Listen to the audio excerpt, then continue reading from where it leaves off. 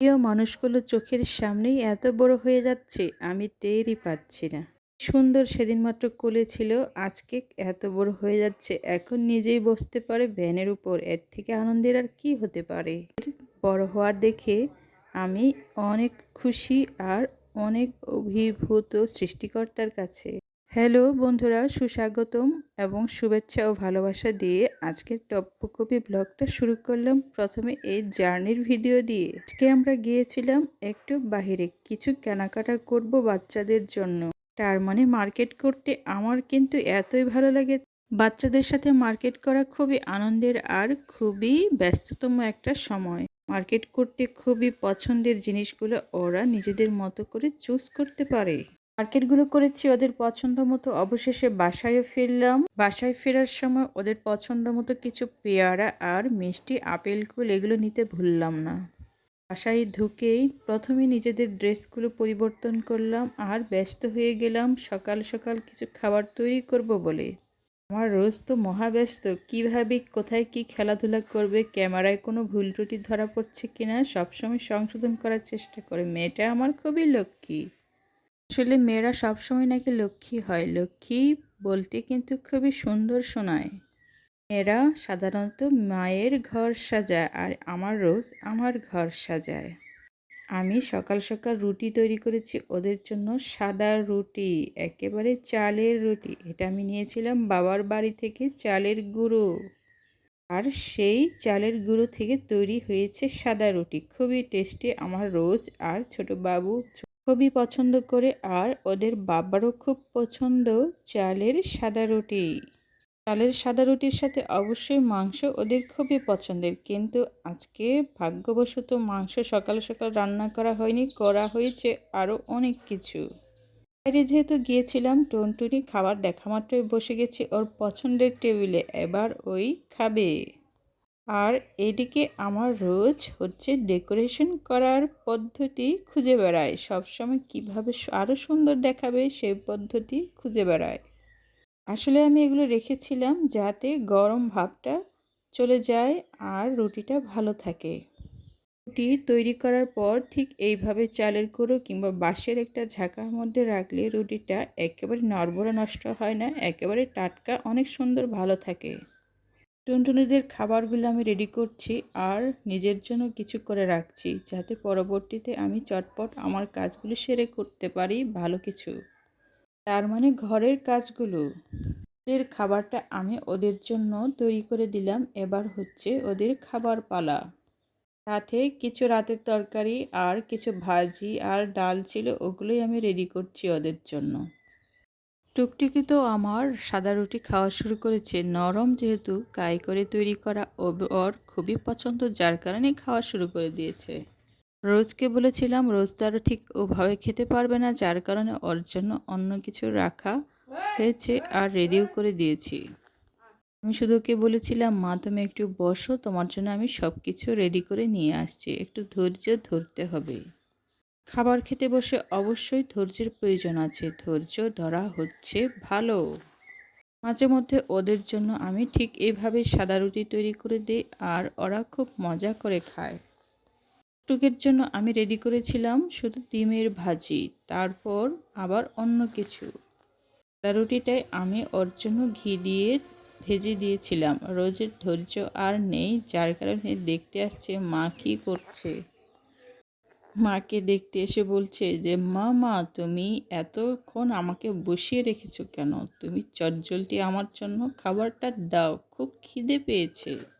তাহলে আমি ছোট ছোট খাবারগুলো অল্প অল্প করে বাটিতে সাজিয়ে ওদের জন্য তৈরি করে দিচ্ছিলাম। খাবার যখন খেতে বসে তখন অবশ্যই খাবারের সৌন্দর্য বৃদ্ধি করা প্রয়োজন, তাহলে খাবারের রুচি বাড়ে। এই কথাটাই ওকে আমি অনেক সুন্দর করে বুঝিয়েছিলাম যে রুচি কেমন করে বাড়াতে হয়, কারণ ওরা খাবার খুবই কম খেতে চায়। এখন আমি বর্তমানে ওদেরকে রুটিগুলো সুন্দর করে ভাজে ভাজে গুছিয়ে দিলাম, যাতে খেতে আরও মজাদার হয়। টুকটুকি আমার খাবেই বা কতটুকু, ওই তো শুধু খাবার নিয়ে খেলবে। ওর জন্য ছোটো ছোটো টুকরো করে আমি ডালের সাথে রুটিটা দিয়ে দিয়েছি। ওদের সাথে বসে খেতে আমার খুবই ভালো লাগে। তার মানে আমার হচ্ছে অনেক সুন্দর সময় ওদের সাথে বসে খাওয়া। কত মায়েদের আফসোস থাকে যে সন্তানদের সাথে একসাথে বসে খাওয়া, আর এখানে আমি অনেক সুন্দর সময় পাই।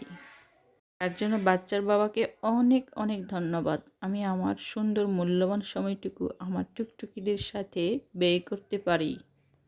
এর থেকে ভালো আর সৌন্দর্য জিনিস আমি কোথায় পাবো বলেন তো দেখি।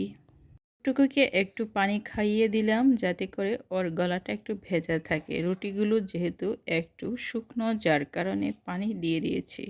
খাবারটাও রেডি করে দিয়েছি যাতে করে সহজে সে খেতে পারে। দোস্ত বলে, মা তুমি আমাকেও রেডি করে দাও, আমিও খাই।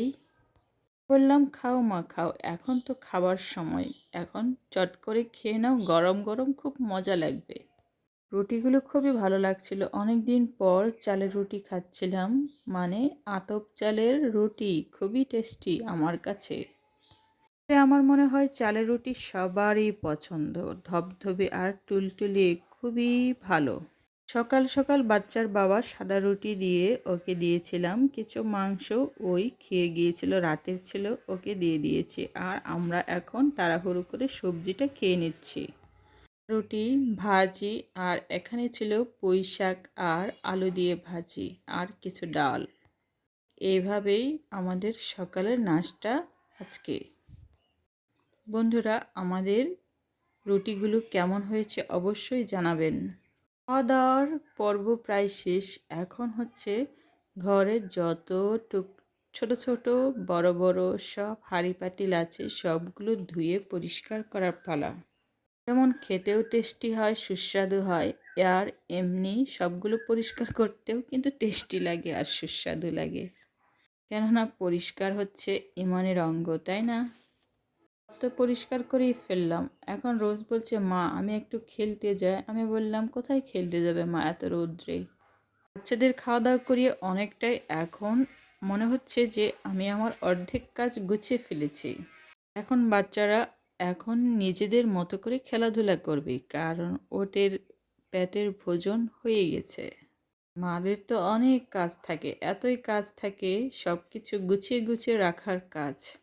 সারাদিন যেহেতু বাসায় থাকা হয়, যার কারণে বাসার সব কিছু গুছিয়ে গুছিয়ে রাখলে নিজে থেকেই ভালো লাগে। লাস্টে দেখলাম একটা ঢাকনা আমার ছাড়া পড়ে গেছে। এটা অবশ্যই পরিষ্কার করতে হবে। অবশেষে পরিষ্কার করার পর কি ঝকঝকে হয়েছে, আসলে খুব সুন্দর লাগছে।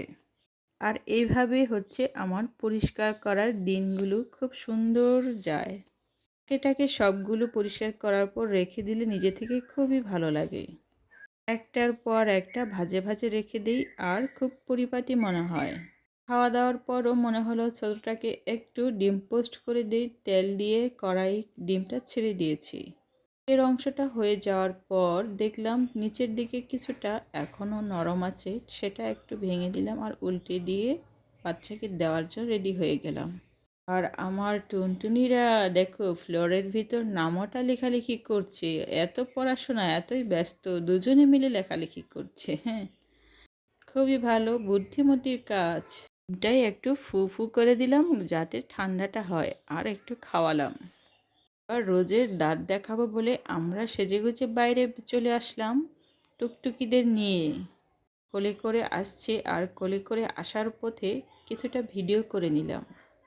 এখন হচ্ছে ভ্যানে চড়ার পালা। ভ্যানকে জিজ্ঞাসাবাদ করছে কত টাকা নেবে এত দূর। ভ্যানেও উঠলাম। ভ্যানে ওঠার সাথে সাথে বোনটাকে কোলে নিয়ে নিল। বোনটা কোলে নিয়ে কি মিষ্টি হাসি দিচ্ছে, মনে হয় যেন সব কিছুর বাপ মা ওই। টুকটুকির তো দিদির কোলে বসে মহা খুশি। অবশেষে আমরা পৌঁছে গেলাম ডাক্তারখানায়।